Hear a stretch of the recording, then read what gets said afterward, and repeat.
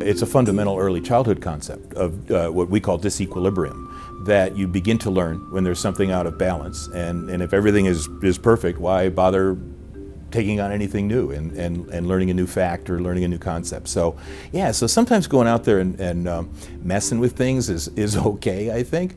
But again, I would say that you've already set the tone for that. What I'll do sometimes is actually practice something going wrong. I will know, because in 34 years of doing this business, I know things are going to go wrong. So what I do in anticipation of that is I establish a rapport and a relationship with people at an individual level, at a team level, at whatever that potentially is going to be an area of conflict. So when conflict happens, then we have a relationship that we can use that is sort of the context for how we're going to solve whatever that was. So if the first time I really have to interact with people is because something went wrong, and it could be a parent, could be another staff, could be another manager, then your basis for solving that is kind of anemic, and chances of it being successful are not so good. First of all, I think when people go into early childhood education, they think they're going to work with children, and that's true. But really what you're doing in order to have really good interactions with children and to really help children is you're working mostly with adults as well. You're working with your team members because you work side by side. You're working with parents because you want to educate and nurture them as well. And so conflict is always going to come about because you have this incredible passion and love for kids and you want things to be better. As my late and great mentor Jim Greenman said, good enough never is. So if we're always changing, if we're always being flexible, if we're always looking for that new way to do it, that better interaction between caregiver and teacher, we're going to have conflict. Humans have conflict. As we build relationship, we have conflict. But what I've learned about conflict over the years is once you get on the other side of that conflict, you have a better relationship and you've learned a lot of things. I think saying it out loud can often be helpful because as long as something goes unspoken, then no one has to do anything about it because technically it doesn't exist.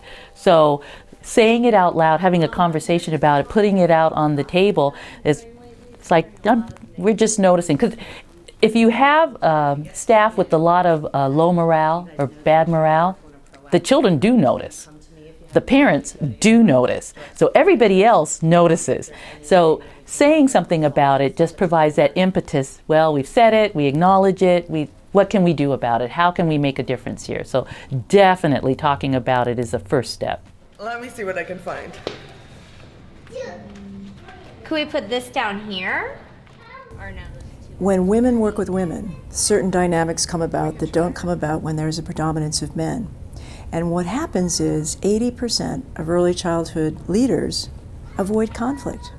And 70% of women take things personally, tend to forgive but not forget, tend to want to help everybody feel good and help everybody feel better about themselves. And so that what happens when women get together is when there's a problem, we pretend we don't have a problem. We just sweep it under the rug.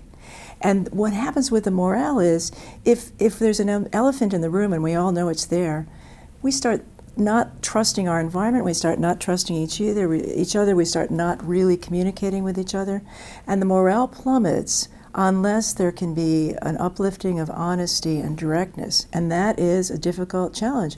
When you ask most women about confrontation, they're going to say, I don't want to go there. I don't want to do that. Oh my goodness, I don't want to hurt anybody's feelings. Or, oh my gosh, I'm just not comfortable with that. But the truth is, creativity requires conflict.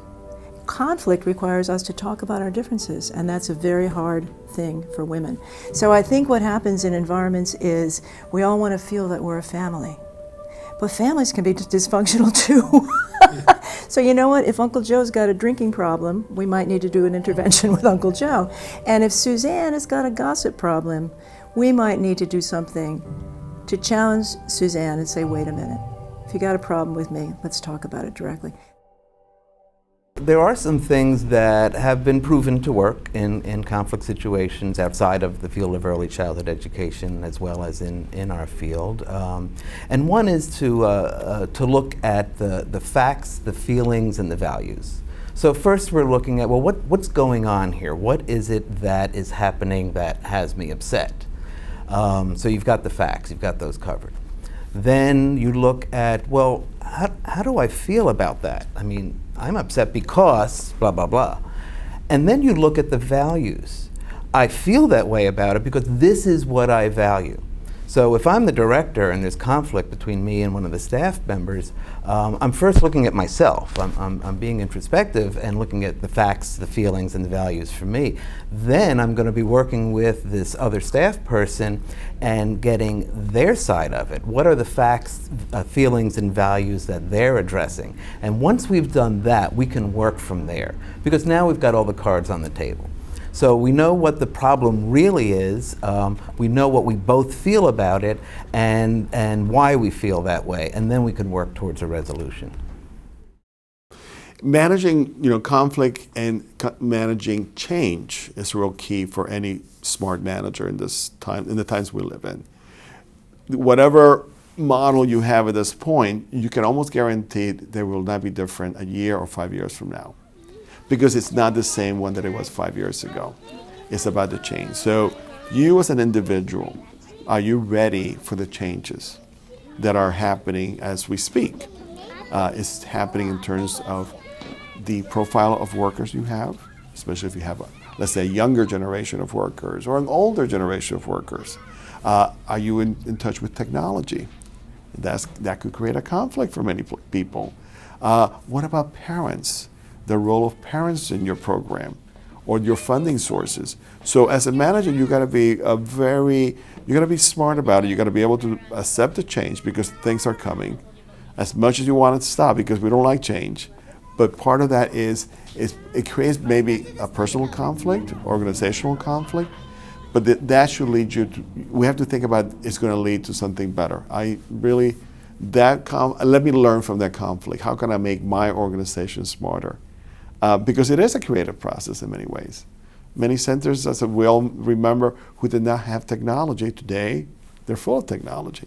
And it's something that many of us thought, oh, this is a conflict, this doesn't go with the mission of our work. But now we know that it's a complement to the work that we do. So really see it both as a factor, as a positive factor that it's going to impact your program in a good way.